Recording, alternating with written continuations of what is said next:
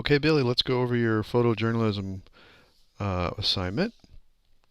So I'm looking at the main body of pictures here. So you're starting out, you're leaving, you're driving, checking in the hotel, relaxing, sign out in front, concert, then leaving from the concert, then getting ready to leave the next morning, coming back to St. Louis, and petting your dog.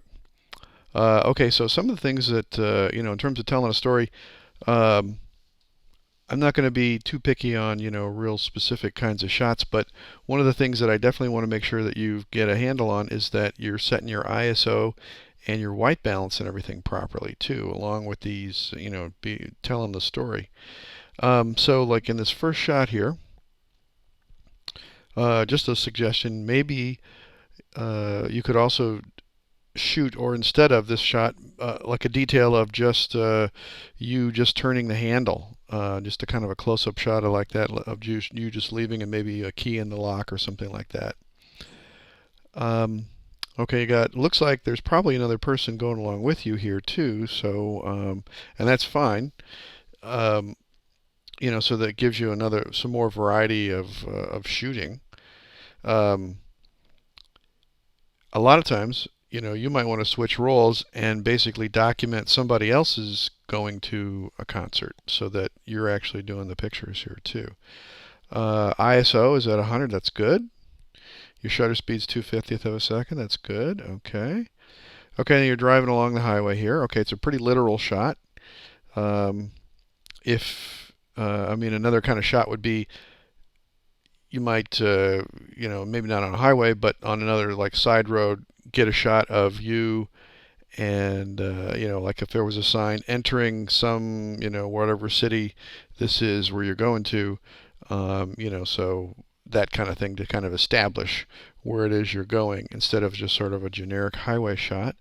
ISO once again 100, that's good. Okay, this is good here too. A nice detail shot. If you have your camera set on automatic for ISO, this is where I want you to take it off and kind of really pay attention here. Okay, so here's a check-in at a hotel. One thing that you could have done maybe is get something where you're, showing yourself at the checkout counter instead of just kind of a generic shot out in front of the Motel 6.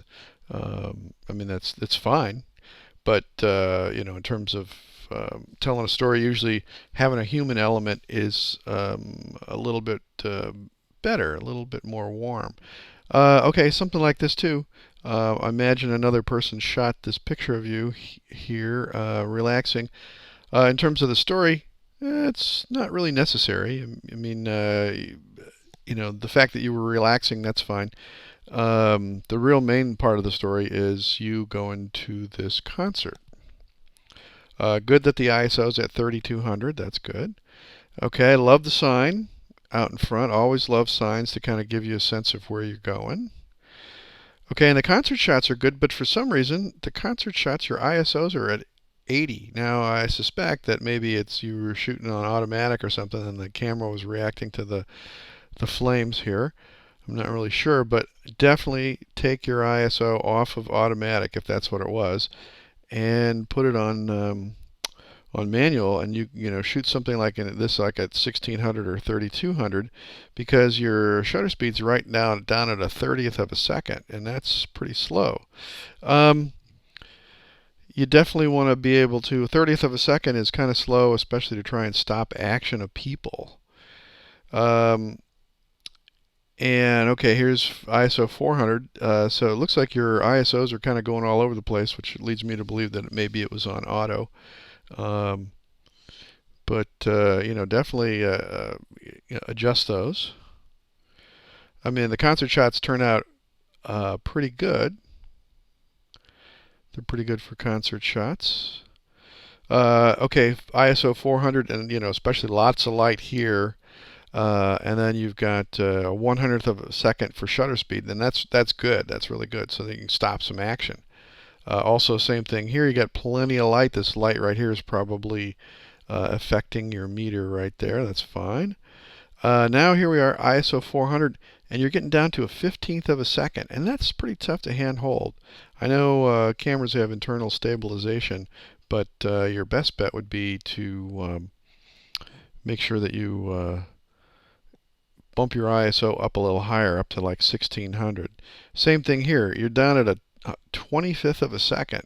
So if your subject's moving around, even though your camera might have stabilization, if your subject's moving around, you're going to get a little bit of blur. You got a little bit of blur going on there, not too much. And the same thing here. You got a 25th of a second. If you shot this at a little higher ISO, you would be able to get a faster shutter speed, and you would also be able to stop the action a little bit better too.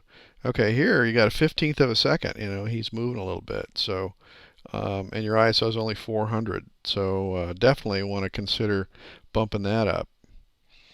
Okay, now you got a couple shots here of just putting, basically packing it in for the car.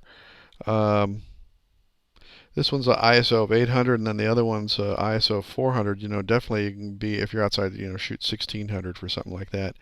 Because you got a 1/6 of a second exposure here, and the same thing here, 1/4 of a second. You only really need one car kind of shot, for something like this. So it's icy, that's fine. But really just, one car shot packing it in is fine. The next morning when you're leaving, since you got these car shots all together here with, putting stuff in the trunk and stuff, you might want to change this up to something where it's you throwing your clothes in your, your bag or something inside the hotel room, so you don't have a bunch of car trunk shots. Okay, so you got, here's ISO 800. It's probably being affected by, here. So, okay, it's a pretty literal shot once again. But you could show, some emotion. Maybe you've got some details of something from going to the concert, like, did you have ticket stubs, or did you have something that, like a souvenir? Did you buy a T-shirt or anything like that? Those are the things that could add to this story. Okay, now this is nice, coming back, setting the scene that you're coming back to St. Louis. That's good. And then the same kind of thing here, going home. You're coming in the door. If you had another person shooting this picture for you, perhaps that them being inside, you coming in the door kind of thing. Instead of always getting your back or your side or something like that, it's always something where you want to give a point of view. And then petting the dog, that's really nice. I like that a lot.